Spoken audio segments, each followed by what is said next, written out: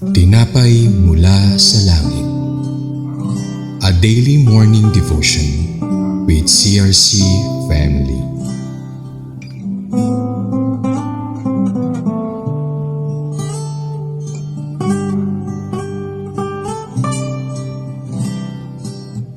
Purihin ang Panginoon at magandang umaga sa lahat. Sa muli, narito po ang inyong lingkod Jason Grueso ng CRC Calabanga Daughter Church. Sama-sama po nating pag-aralan ng salita ng Diyos dito sa programang Tinapay Mula sa Langit, ang pang-araw-araw nating devotion. So bago tayo magsimula, tayo po ay manalangin. Father God, maraming salamat po sa panibagong araw, panibagong umaga na puno ng pagpapala. Maraming salamat po sa pagkakataong ito na makapagbahagi ng inyong salita. Kayo nga po Lord ang mag-guide at magbukas ng aming mga puso at isipan sa pag-aaral ng inyong mga salita. Gabayan mo po kami Lord sa aming pag-aaral at pang mas lalo naming maunawaan ang inyong kalooban at maipamuhay ang inyong mga aral sa araw-araw naming ginagawa. Ito po ang aming samot na langis, tangit na kilang pangalan ni Jesus. Amen. So, ang title ng pag-aaralan natin sa umagang ito ay Moses fears they are following the generation of unbelief. So makikita po natin to sa Numbers chapter 32 verses 8 to 15. So verse 8, this is what your fathers did when I sent them from Kadesh Barnea to look over the land.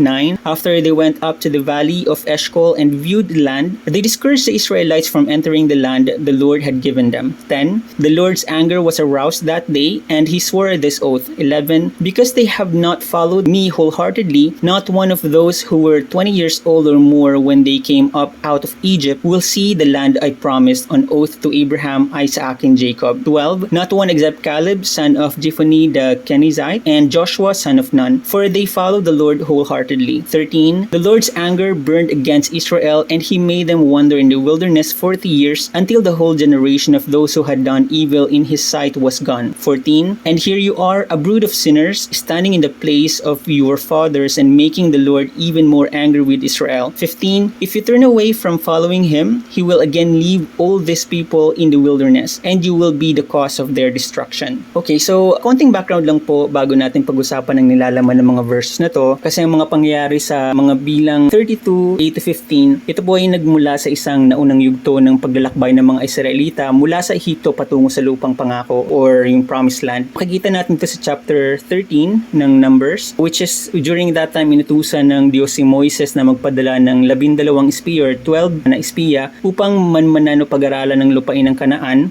Bagaman nakita nila na masagaan ang lupain, 10 sa mga espiya ang nagpakalat ng takot dahil sa malalakas na nininirahan doon. Ito yung nagdulot ng pag-aalsa sa mga Israelita laban sa pagpasok sa lupain. Dahil sa kanilang kawalan ng pananampalataya, ipinahayag ng Diyos na ang henerasyong umalis sa Ehipto, maliban kina Caleb at Joshua, ay hindi makakapasok sa lupang pangako at magpapagala-gala sa ilang ng 40 taon. So fast forward sa unang part ng Numbers chapter 32, habang naghahanda yung mga Israelita na pumasok sa Kanaan, hiniling ng mga tribo ng Reuben at Gad na manirahan sa silangan ng Ilog Jordan. So yung kahilingang ito ay nagpapaalala kay Moses ng naunang pag-aalsa. So natakot siya na ang kanilang kahilingan ay maaaring magpahina ng loob ng iba sa pagpasok sa Kanaan. Kaya't binigkas niya ang kanyang mahigpit na babala sa mga bilang chapter 32, 8 to 15 laban sa pag-ulit ng mga pagkakamali ng kanilang mga ninuno. So makikita natin sa verse 8 to 9 na ipinapaalala dito ni Moses kung paano ang mga ninuno ng mga Israelita matapos siyasatin ang lupang pangako mula sa Kadesh Barnea ay bumalik na may nakapanghihinang ulat. Pinanganak nila ang takot at pagdududa sa mga tao kaya't napigilan silang pumasok sa lupain na ipinangako ng Diyos. Sa verse 10 to 12, makikita dito na dahil sa kanilang kawalan ng pananampalataya at pagsunod, nagalit ang Diyos. So siya'y sumumpa na walang sino mang maedad 20 pataas mula nang umalis sa Ehipto ang makakakita sa lupaing pangako, maliban kina Caleb at Joshua. So sila lamang ang iniligtas dahil sila'y sumunod sa Diyos ng buong puso. Ipinakita ang hindi matitinag na pananampalataya. Sa verse 13, pinapakita dito ang resulta ng kanilang pagsuway. Pinagala-gala ng Diyos ang mga Israelita sa ilang ng 40 taon. So imagine 40 taon hanggang sa mawala ang buong henerasyon ng mga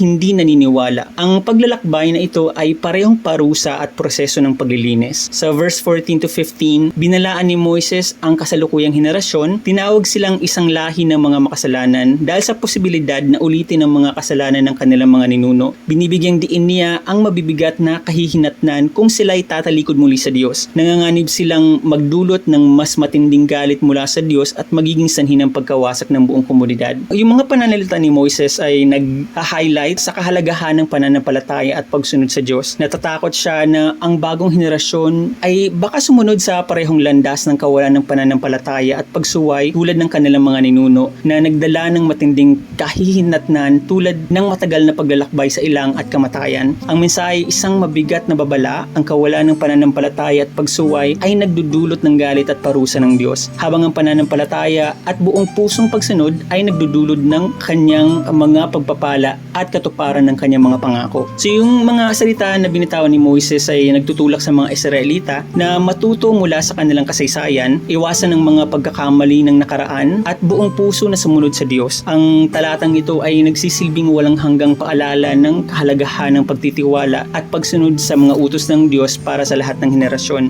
So kung paano mga Israelita noon ay pinanghinaan dahil sa negatibong ulat na narinig nila tungkol sa lupain or dun sa promised land at tumalikod sa pangako ng Diyos, yung mga Kristiyano ngayon sa kasalukuyan ay maaari ding makaranas ng mga sandaling ng pag-aalinlangan at takot. So dito sa mundong, especially sa mundong ginagalawan natin na puno ng hamon at kawalang katiyakan, madaling panghinaan ng loob at mawala ng tiwala sa mga pangako ng Diyos. Ang talatang ito ay nagbababala sa atin laban sa pagpayag na ang pagdududa ay tumubo sa ating mga puso dahil maaari tayong mailayo nito sa mga biyayang inihanda ng Diyos para sa atin. So sa kabuuan, ang mensahe sa Numbers 32:8-15, ito ay may malalim na kaugnayan sa mga Kristiyano ngayon. Inaanyayahan tayo nitong suriin ang ating pananampalataya, iwasan ang mga bitag ng kawalan ng pananampalataya at pagsuway at matuto mula sa nakaraan. Pinapaalalahanan tayo na sundin ang Diyos ng buong puso at magtiwala sa kanyang mga pangako. Kung paanong natakot si Moises para sa mga Israelita, tayo rin ay dapat maging maingat sa ating paglakad kasama ang Diyos. Tinitiyak na hindi natin uulitin ang mga pagkakamali ng mga nauna sa atin, kundi magpatuloy tayo sa pananampalataya at pagsunod upang makamta ng mga biyayang inihanda ng Diyos para sa atin. So sa ating pagtatapos, tayo po ay manalangin. Panginoon na makapangyarihan sa lahat, salamat po sa iyong mga salita na nagbibigay sa amin ng gabay at paalala. Tulungan mo po kami na huwag matulad sa mga naunang henerasyon na pinanghinaan ng loob at nawala ng pananampalataya. Naway palagi naming piliin na magtiwala at sumunod sa iyong mga pangako kahit sa gitna ng mga pagsubok. Patnubayan mo kami upang hindi namin ulitin ang mga pagkakamali ng nakaraan, kundi mamuhay kami ng buong puso para sa iyo, para sa kalulugod ng iyong pangalan. Ito po ang aming samot dalangin sa tangit dakilang pangalan ni Jesus. Amen. Maraming salamat po sa inyong pakikibahagi sa ating programa. Lagi po nating pagnilayan ang salita ng Diyos mula sa ating mga puso dahil lubos ang magiging kaunawaan natin dito. Muli po ninyo kaming samahan bukas sa pagninilay ng kanyang salita dito sa programang Tinapay Mula sa Langit. Malaya po nating i-share ang video ito upang kayo rin ay maging pagpapala sa iba. God bless sa ating lahat.